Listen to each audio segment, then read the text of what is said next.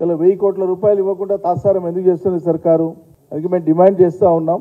BRS పార్టీగా రైతాంగం తరఫున తక్షణమే రైతులకు ఇవ్వవలసినటువంటి వరి కొనుగోలు చేసినటువంటి వానాకాలం వరి కొనుగోలు చేసినటువంటి ధాన్యపు డబ్బులు 1000 కోట్లు చెల్లించవలసి ఉంది. ఇవి బోనస్తో కలిపి ఇవ్వాలని చెప్పి డిమాండ్ చేస్తూ ఉన్నాం. సరే, అంతకుముందు మీరు ఖరీదు చేసిన వాటికి అప్పటికే ఖరీదు చేసినారు, అప్పటికే రైతులు అమ్ముకున్నంటే కొద్దిసేపటికి అర్థం చేసుకోవచ్చు. కానీ ఇప్పుడు పెండింగ్ ఏవైతే పేమెంట్స్ ఉన్నాయో ఖచ్చితంగా వాటికి బోనస్ కలిపియాలని చెప్పి మేము డిమాండ్ చేస్తూ ఉన్నాం. రైతు బంధుకు సంబంధించి చాలా నాన్ సీరియస్గా, ఓ రకంగా చెప్పాలంటే పరిహాసపు మాటలు మాట్లాడుతున్నట్లు కనిపిస్తూ ఉంది.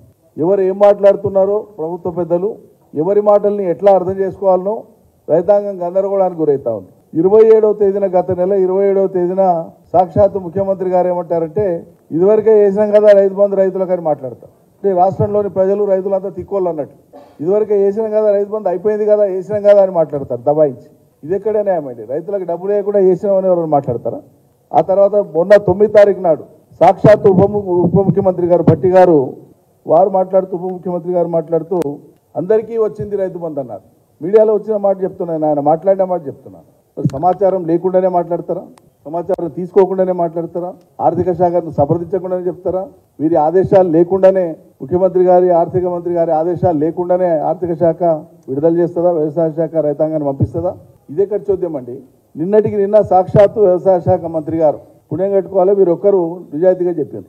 సంక్రాంతి తర్వాత రైతులకు రైతు బంధు ఇస్తామని నిన్న తుమ్మల నాగేశ్వరరావు గారు నిన్న చెప్పారు. మరి ఎవరి మాట సత్యం అన్నట్లు? ఇప్పటిదాకా వేయలేదు కాబట్టి, 1 ఎకరా లోపు ఉండేటువంటి రైతులకు మాత్రమే వేసిండ్రు కాబట్టి, మిగతావన్నీ వేయలేదు కాబట్టి, ఇవాళ తుమ్మల గారు చెప్పింది ఒకటే వాస్తవమైన మాట. ఈ రోజుకి ఈ అంశంలో ఇంత బాధ్యత రైతాంగం ఎట్లా చెప్తారు? మరి రాష్ట్ర రైతులు డబ్బులు పడ్డాక కూడా పడలేదంటారు ఎవరన్నా? డబ్బులు వేసే ఆధారం ఉండదా? ఆన్లైన్ కాదా వేసేది? బ్యాంకుల ద్వారానే అకౌంట్లకి కదా వేసేది? ఇంత పచ్చిగా ప్రజల్ని వంచిస్తారా? వేయకుండానే వేసినామని చెప్తారా?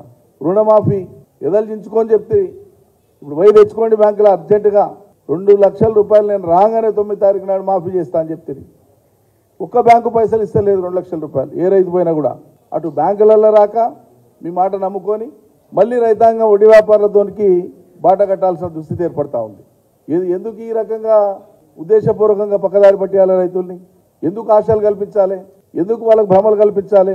ఆనాడే చెప్పినాం మేము, స్వార్థమైన రాజకీయం కోసము ఆచరణ సాధ్యం కానటువంటి హామీలు ఇవ్వడం ద్వారా ప్రజల్ని భవిష్యత్తులో మీరు వంచిస్తారు, ఇది సాధ్యం కాదు అని చెప్పినాం.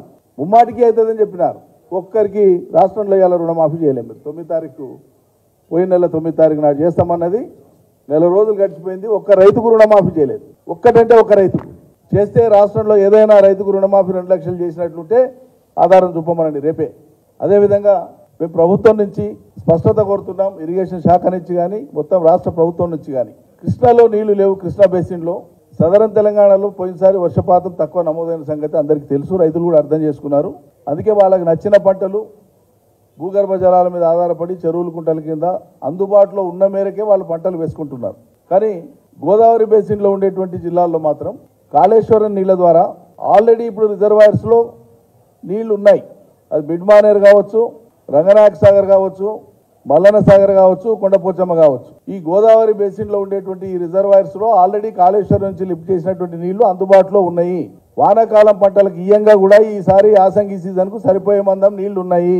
రాష్ట్ర ప్రభుత్వం ఈ యాసంగికి గోదావరి బేసిన్లో ఉండేటువంటి ఆయా జిల్లాల రైతాంగానికి సాగునీళ్ళు ఇస్తుందా ఇవ్వదా స్పష్టం చేయాలి. రైతులకి అందరూ కూడా పరచొద్దు. రైతులు ఇదివరకే నార్లు పోసుకొని ఉన్నారు, నీళ్లు ఉన్నాయి కదా అని. కాబట్టి తక్షణమే స్పష్టత ఇవ్వాలి రాష్ట్ర ప్రభుత్వం. నీళ్లు లేవని కాదు, నీళ్లు ఉన్నాయి, రిజర్వాయర్లలో ఇప్పుడు ఉన్నాయి. ఇదేం దాచిపెట్టే అంశం కాదు కదా. లేని నీళ్ళని మేము ఉన్నాయని చెప్పలేం కదా. ఏ మందం ఉన్నాయో ఒక్కో రిజర్వాయర్లో ఇంపౌండింగ్ కెపాసిటీ ఎంత, ఇప్పుడు స్టోరేజ్ ఎంత ఉందని తెలుస్తుంది కదా. ఆడపోతే ఫిజికల్గా పోతే ఎవరైనా డిస్ప్యూట్ చేయదలుచుకుంటే. కాబట్టి గోదావరి జలాలను ఈ యాసంగికి ఇచ్చేటువంటి విషయంలో రాష్ట్ర ప్రభుత్వం తక్షణమే రైతాంగానికి స్పష్టతనివ్వాలి. అదేవిధంగా మేము ముందుగానే హెచ్చరిస్తున్నాము, రేపు యాసంగి పంట వచ్చే నాటికి, ఒక్కవరే కాదు అన్ని పంటలు వచ్చే నాటికి, అన్ని పంటల విషయంలో కూడా వీళ్ళు ఇంటర్వెన్షన్ గురించి ప్రస్తావించారు వాళ్ళ హామీలలో. కాబట్టి రేపు యాసంగి పంట హార్వెస్ట్ అయ్యి వచ్చే నాటికి పార్లమెంట్ ఎన్నికలకు సంబంధించినటువంటి కోడ్ ఉంటుంది అనేటువంటిది మళ్ళా తప్పించుకోజాలరు. మీరు తప్పించుకునే ప్రయత్నాలు చేయకుండా ముందస్తుగానే యాసంగికి ఇచ్చేటువంటి సన్నద్ధతను ఇది ఇప్పుడే ప్రకటించండి. వాళ్ళకి టైంకు మేము అనుకుంటే కానీ కోడ్ వచ్చింది కదా అనే మాట మళ్ళా తీసుకురావద్దు. కాబట్టి యాసంగి పంటలు వచ్చే నాటికి రేపు ఉత్పన్నమైనటువంటి పరిస్థితి దృష్టిలో పెట్టుకొని మీరు ఇదివరకు ఎన్నికల హామీ ఇచ్చినటువంటి విధంగా రైతాంగానికి యాసంగి పంటలకు అన్వయించాల్సినటువంటి బెనిఫిట్ మీరు తప్పకుండా అమలు చేయడానికే సన్నద్ధం కావాలని మేము ముందస్తుగానే హెచ్చరిస్తున్నాము. ముందస్తుగానే ప్రభుత్వాన్ని అప్రమత్తం చేస్తున్నాము.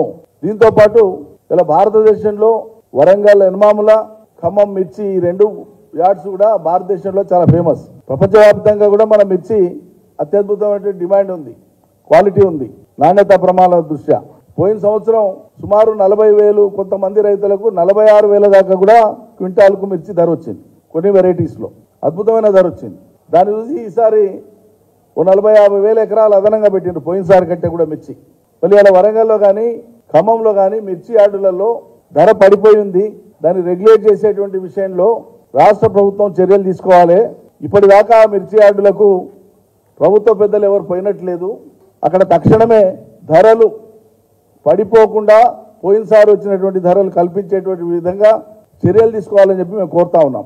నేను గతంలో కేసీఆర్ ప్రభుత్వంలో వ్యవసాయ మంత్రిగా, మార్కెటింగ్ మంత్రిగా ఉన్న సమయంలోనే ముందస్తుగానే కాటన్ విషయంలో కానీ, మిర్చి విషయంలో కానీ, మక్కల విషయంలో కానీ ప్రతి పంట విషయంలో ముందస్తు ప్రణాళికతో వ్యవహరించి రైతాంగానికి ఎక్కడ ఇబ్బంది కాకుండా రైతులు కోరే కంటే ముందే గవర్నమెంట్ ఇంటర్ఫియర్ అయ్యేది. మార్కెట్లో ధర తక్కువ పోతుందంటే ఇమీడియట్గా ఇంటర్ఫియర్ అయ్యి మక్కలు కొన్నాం. ఆన్ డిమాండ్ మిర్చి పోయేటట్లుగా ట్రేడర్ల నుంచి కానీ ఇతరుల నుంచి కానీ రైతాంగానికి ఇబ్బందులు కలగకుండా మార్కెట్ను రెగ్యులేట్ చేసినాం, ఆన్లైన్ రెగ్యులేట్ చేసినాం, ఎక్కడ ఎక్స్ప్లాయిటేషన్ లేకుండా చేసినాం. కాబట్టి తక్షణం వరంగల్, ఖమ్మం మిర్చి యార్డులలో జరిగేటువంటి మిర్చి క్రయ విక్రయాలకు సంబంధించి రెగ్యులేట్ చేయాలి. రైతాంగానికి ఇబ్బంది కాకుండా 2 ధర పడిపోకుండా గవర్నమెంట్ ఇంటర్ఫియర్ కావాలి. ప్రభుత్వ పెద్దలు పట్టించుకొని ఆ యార్డులకు పోవాలని చెప్పి మేము డిమాండ్ చేస్తూ ఉన్నాం. దీంతో పాటు కరెంటు సరఫరాకు సంబంధించి సరే నిన్న ప్రభుత్వం ఏదో మేము ప్రత్యేక పాలసీతో వస్తున్నామన్నారు. ఇది ఏం గొప్ప పాలసీయో. కరెంటు పాలసీ ఇప్పటి వరకు కేసీఆర్ అమలు చేసినటువంటి పాలసీ అమల్లో ఉంది రాష్ట్రంలో. రైతాంగానికి, పరిశ్రమలకు, గృహ అవసరాలకు, పారిశ్రామిక అవసరాలకు, వర్తక వ్యాపార అవసరాలకు 24 గంటల కరెంటు సరఫరా నడుస్తూ ఉంది. అందులో రైతాంగానికి ఇచ్చేటువంటి కరెంటు ఉచితంగా ఇస్తూ ఉన్నాం.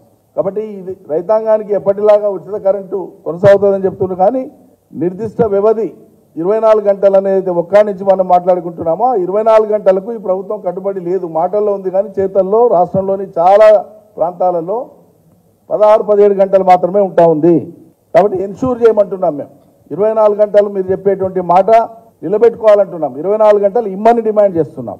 గతంలో రైతులు పొందినటువంటి ఆ వసతి, ఆ సౌలత ఏదైతే ఉందో అది కొనసాగాలి. ఎక్కడ కూడా చిన్న అవాంతరం రావద్దు అని చెప్పి మేము విజ్ఞప్తి చేస్తూ ఉన్నాం రైతాంగం తరఫున. తప్పకుండా ప్రభుత్వం వెంటనే స్పందించాలని చెప్పి కోరుతా ఉన్నాం.